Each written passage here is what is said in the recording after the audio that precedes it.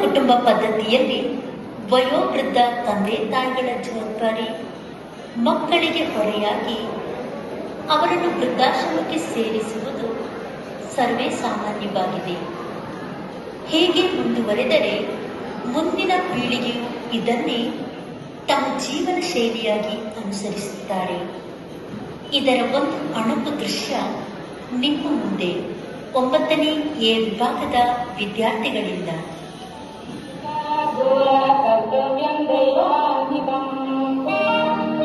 ಅಪ್ಪು, ಅಪ್ಪಿ, ಎದ್ದೇಳಿ ಮಗ, ಎಷ್ಟು ಹೊತ್ತು ಮಲಗ್ತೀರಾ?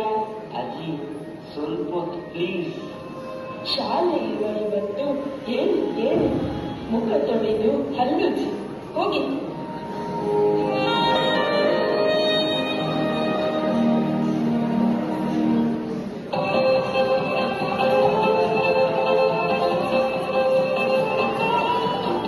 ಎಂತ ಮಗ, ಬೆಳಿಗ್ಗೆ ಗಲಾಟೆಯ? ಅಜ್ಜಿ ನೋಡಜ್ಜಿ, ಮೊಬೈಲ್ ಕೊಡದೇ ಇಲ್ಲ, ಯಾವಾಗಲೂ ಅವನಿಗೆ ಮೊಬೈಲ್. ನಾವೆಲ್ಲ ಫೋನ್ ಇಲ್ಲದೆ ಇರ್ಲಿಲ್ವಾ? ಬೆಳಿಗ್ಗೆ ಬೇಗ ಎದ್ದು ದೇವರಿಗೆ ಕೈ ಮುಗಿತಿದ್ದೆವು, ಆಮೇಲೆ ರೇಡಿಯೋ ಕೇಳ್ತಾ ಇದ್ದೆವು. ನಮ್ಮ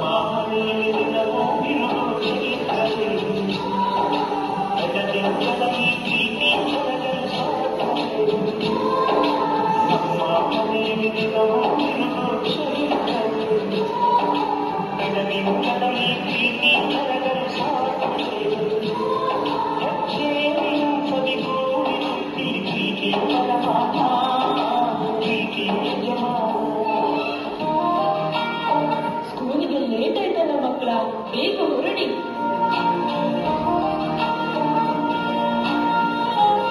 ಬನ್ನಿ ಮಕ್ಕಳೇ, ಸ್ಕೂಲಿಗೆ ಹೋಗೋಣ.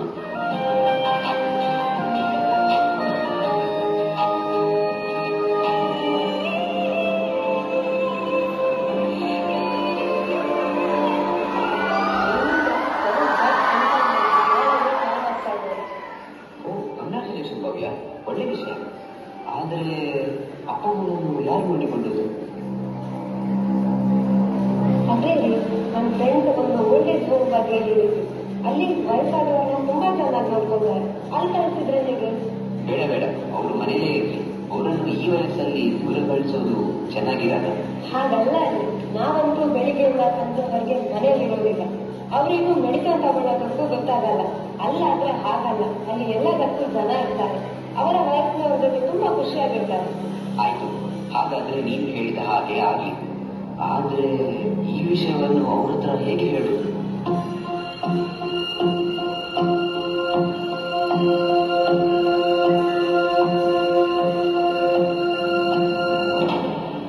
ಅಪ್ಪ, ಅಮ್ಮ, ನಿಮ್ಮ ಹತ್ತಿರ ಸ್ವಲ್ಪ ಮಾತಾಡಬೇಕಿತ್ತು.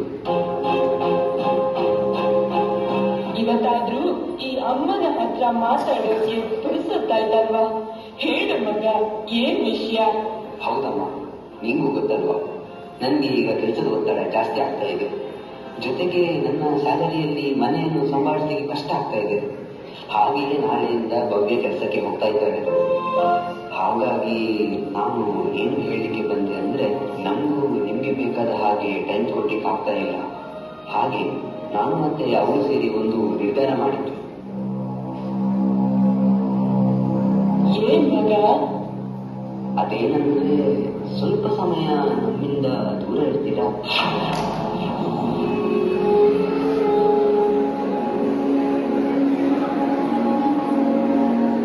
ದೂರ ಅಂದ್ರೆ ಇಲ್ಲೇ ಹತ್ತಿರ ಸಿಟಿಯಲ್ಲಿ ಆಶ್ರಮ ಇದೆ ಅಲ್ವಾ? ಸ್ವಲ್ಪ ದಿವಸ ಮಾತ್ರ ಇಲ್ಲೇ ಬರ್ಕೊಂಡು ಬರ್ತೀನಿ.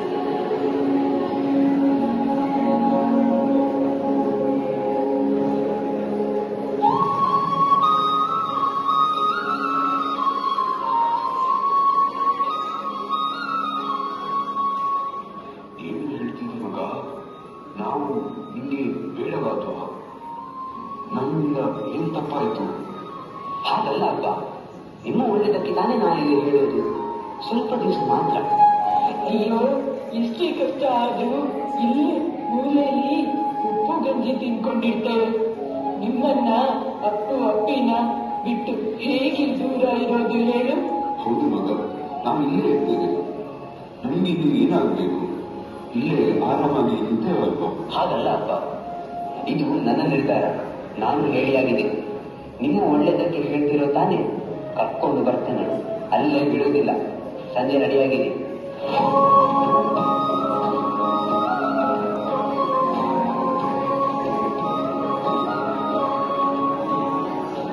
ನೋಡಿದ್ರಿ, ನಮ್ಮ ಮಗ ಎಷ್ಟು ದೊಡ್ಡವನಾಗ್ಬಿಟ್ಟ. ಜನ್ಮ ಕೊಟ್ಟ ತಂದೆ ತಾಯಿಯನ್ನ ದೂರ ಕಳಿಸುವಷ್ಟು. ನಾನು ಅವನಿಂದ ಇಂಥ ರೀತಿಯ ಮಾತನ್ನು ನಿರೀಕ್ಷಿಸಲೇ ಇಲ್ಲ. ಏನು ಮಾಡಲಿಕ್ಕಾಗ್ತದೆ? ಇಲ್ಲ, ಅವರನ್ನು ಪಡ್ಕೊಂಡು ಬಂದದ್ದು ಆ ದೇವರು ಯಾರ್ಯಾರ ಹಣದಲ್ಲಿ ಹಿಂದೆ ಬರೆದಿದ್ದಾನೆ ಅಂತ ಯಾರಿಗೂ ಗೊತ್ತು.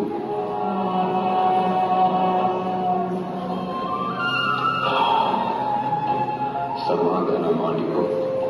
ನಾವು ನಮ್ಮ ಕರ್ತವ್ಯವನ್ನು ಮುಗಿಸಿದ್ದೇವೆ. ಮಗನ ಒಳ್ಳೆ ಸ್ಥಾನದಲ್ಲಿ ನಿಲ್ಲಿಸಿದ್ದೇವೆ.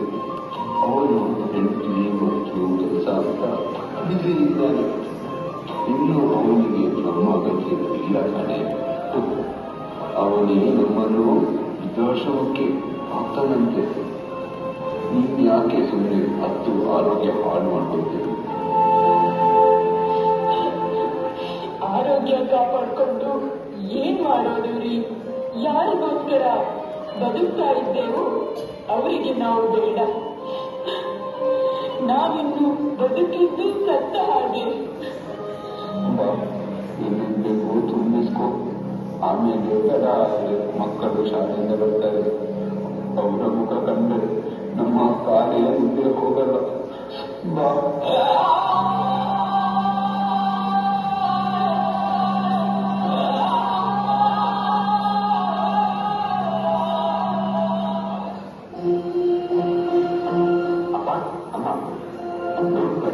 ನಿಮಗೆ ಇಲ್ಲಿ ಯಾವುದೇ ತೊಂದರೆ ಇಲ್ಲ. ನಿಮ್ಮ 6 ತಿಂಗಳ ಫೀಸನ್ನು ನಾನು ಬಳಸಿದ್ದೇನೆ. ನಿಮ್ಗೆ ಏನಾದರೂ ತೊಂದರೆ ಆದರೆ ನನಗೆ ಫೋನ್ ಮಾಡಿ. ನೋಡಿಗೆ ಆಸೆ, ಅವರ ಜೊತೆ ಯಾಕೆ ಹಾಗೆ ಮಕ್ಕಳ ಹಾಗೆ ಹಠ ಮಾಡ್ತೀರಾ ಅಪ್ಪ? ನೆಕ್ಸ್ಟ್ ಟೈಮ್ ಬರ್ಬೇಕಾದ್ರೆ ಮಕ್ಕಳನ್ನು ಕರ್ಕೊಂಡು ಬರ್ತೇನೆ. ಹೋಗಿ ನೀವು, ನನಗೆ ಲೇಟ್ ಆಗ್ತಿದೆ.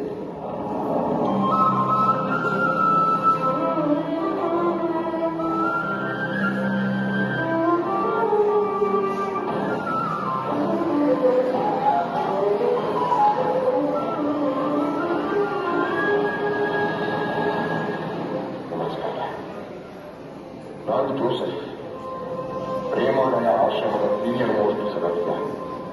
ಈ ಆಶ್ರಮದ ಎಲ್ಲ ಸದಸ್ಯರ ವಿಚಾರ ಗೊತ್ತಿರುವುದು ನನಗೊಬ್ಬರಿಗೆ ಮಾತ್ರ. ಒಂದು ನಿಮಿಷ, ನಮ್ಮ ಆಶ್ರಮದ ಸದಸ್ಯರನ್ನು ನಿಮಗೆ ಪರಿಚಯ ಮಾಡುತ್ತೀನಿ. ಪ್ರೇಮಾಲಯದ ಎಲ್ಲ ಪ್ರೇಮಪುತ್ರರು ಬನ್ನಿ. ಒಂದು ಸಲ ನಮ್ಮ ಮನೆಗೆ ಹೊಸ ಸದಸ್ಯರು ಬಂದಿದ್ದಾರೆ. ಬೇಗ ಬನ್ನಿ.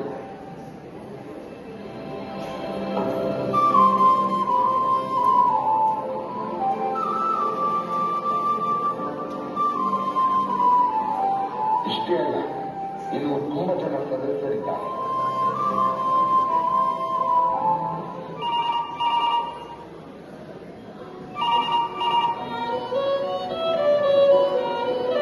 ಏನ್ ಶಾರದಮ್ಮ, ಮಗ ಅವನಿಗೆ ಸಿಕ್ಕಿದ್ನ?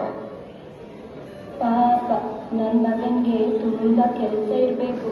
ಬ್ಯುಸಿ ಇದ್ದಾನೆ ಅನ್ಸುತ್ತೆ. ಫೋನ್ ತೆಗಿತಾ ಇಲ್ಲ. ಅವನು ಬಿಜಿ ಇದ್ದದಕ್ಕೆ ಅಲ್ವಾ ನಿಮ್ಮನ್ನ ಇಲ್ಲಿಗೆ ಸೇರಿಸಿದ್ದು.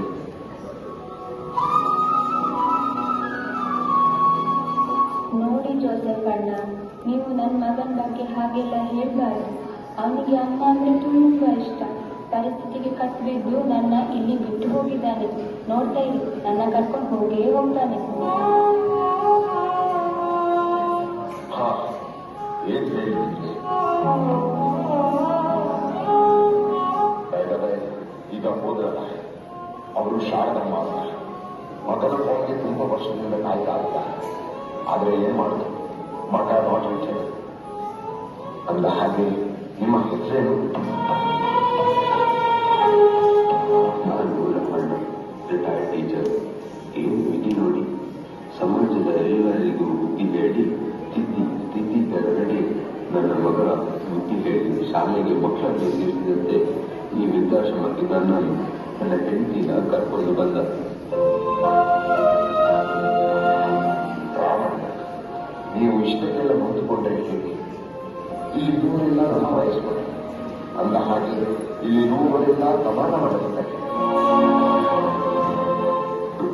ಸಮಾನ ಮನಸ್ಸು ಅಲ್ಲ, ಸಮಾನ ತೊಂದರೆ ಅನುಭವಿಸುತ್ತಿರುವವರು.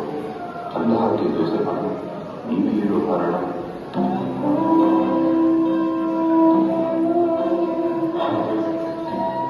ನನ್ನ ಕಥೆಯೇ ಬೇರೆ. ನನಗೆ ಗಂಡು ಮಕ್ಕಳಿಗೆ 2 ಹೆಣ್ಣು ಮಕ್ಕಳಿಗೆ ಪ್ರೀತಿಯಿಂದ ಬೆಳೆಸಿ ಒಳ್ಳೆ ಸಂಬಂಧ ನೋಡಿ ಮದುವೆ ಮಾಡಿಸುತ್ತೆ. ಆದರೆ ನನ್ನವಳು ತೀರಿಕೊಂಡ ಮೇಲೆ ಪರಿಸ್ಥಿತಿ ಬದಲಾಯಿತು. ಕೊನೆಗೆ ಒಂದು ತೀರ್ಮಾನಕ್ಕೆ ಬಂದೆ. ಈ ಪ್ರೇಮಾಲಯ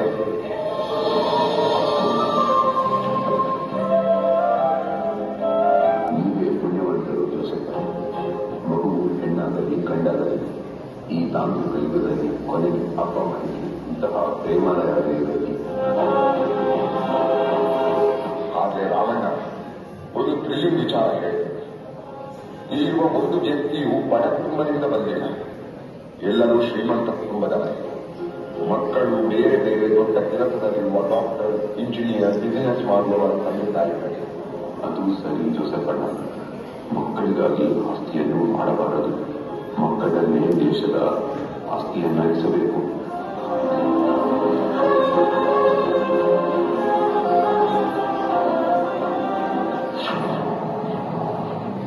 ಇಲ್ಲಿರುವ ಎಲ್ಲ ಯುವ ಪೀಳಿಗೆಗೆ ನನ್ನದೊಂದು ಮಾತು.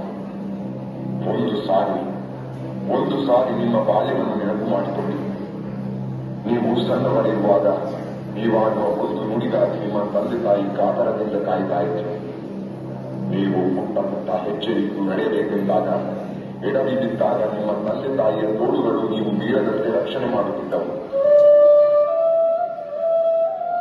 ಆದರೆ ನಿಮ್ಮ ತಂದೆ ತಾಯಿಗೆ ಪ್ರಾಯ ಆದಂತೆ, ವಯಸ್ಸು ಮುಗಿದಂತೆ, ಶಕ್ತಿ ಕುಂದಿದಂತೆ ಅವರು ಹೆಜ್ಜೆ ಇಡಲು ಕಷ್ಟಪಡುತ್ತಿರುವಾಗ ಅವರಿಗೆ ಬೇಕಾಗಿರುವುದು ಹಣವಲ್ಲ, ವೃದ್ಧಾಶ್ರಮವೂ ಅಲ್ಲ. ಅವರಿಗೆ ಬೇಕಾಗಿರುವುದು ನಿಮ್ಮ ಕಾಯಕ, ನಿಮ್ಮ ಪ್ರೀತಿಯ ತೋಳುಗಳು, ನಿಮ್ಮ ಪ್ರೀತಿಯ ತೋಳುಗಳು.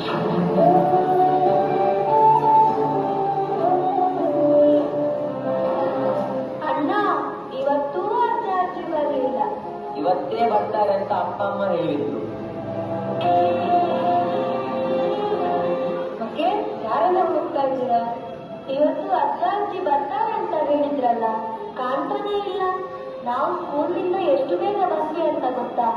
ಆದ್ರೆ ಇಲ್ಲಿ ನೋಡಿದ್ರೆ ಹೌದು, ಅಜ್ಜ ಅಜ್ಜಿ ಇರ್ತಿದ್ರೆ ಸಂಜೆ ಬರ್ಬೇಕಾದ್ರೆ ತಿಂಡಿ ಕೊಡ್ತಿದ್ರು, ನಮ್ಮ ಜೊತೆ ಆಟ ಆಡ್ತಿದ್ರು, ಕತೆ ಹೇಳ್ತಿದ್ರು.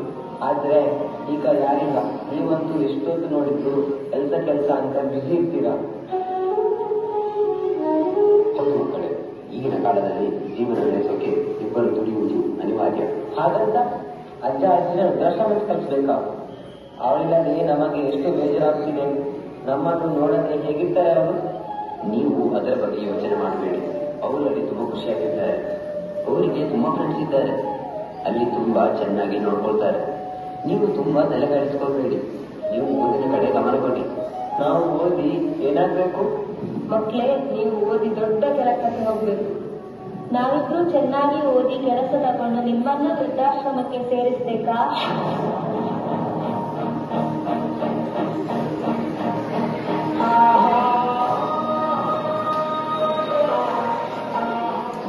ನೀವು ಯಾಕೆ ಕೊಡಿ?